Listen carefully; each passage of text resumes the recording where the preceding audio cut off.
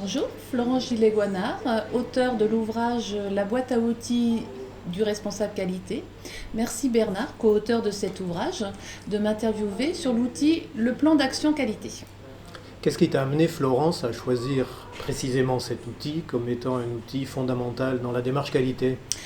Je trouve que cet outil en fait illustre à lui seul en fait toutes les étapes de la démarche d'amélioration continue, le PDCA ou roue de Deming, et il permet véritablement de démontrer l'amélioration continue dans une entreprise.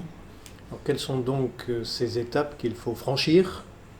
Alors, en premier lieu, il y a bien sûr l'étape de planification en fait. Le plan d'action qualité, en premier lieu, permet de définir en fait quelles sont les actions prioritaires que va mener l'entreprise pour améliorer la qualité de ses produits et la satisfaction de ses clients, et de déterminer aussi bien sûr les objectifs mesurables à atteindre.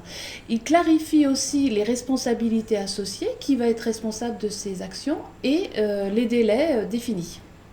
Donc, au-delà de la définition des actions, quelles sont les autres étapes à respecter? Alors dans l'étape de mise en œuvre, bien sûr, le plan d'action va permettre d'accompagner en fait tous les acteurs dans la mise en œuvre.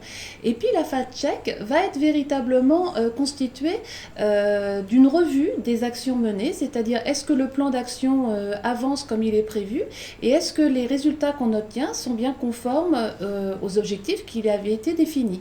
Et si on rajoute en plus de cet état d'avancement une colonne commentaire pour expliquer quelles sont les actions de pilotage qu'on a menées à l'issue de ce constat, on retrouve véritablement la logique du PDCA. Quels sont les risques ou les écueils à éviter? Quels conseils donnerais-tu en la matière? Alors, je pense qu'il faut être très vigilant sur les objectifs qu'on définit. C'est-à-dire qu'il vaut mieux parfois avoir 3-4 objectifs prioritaires qu'avoir un plan d'action avec 25 actions clés qu'on n'est pas sûr de mener.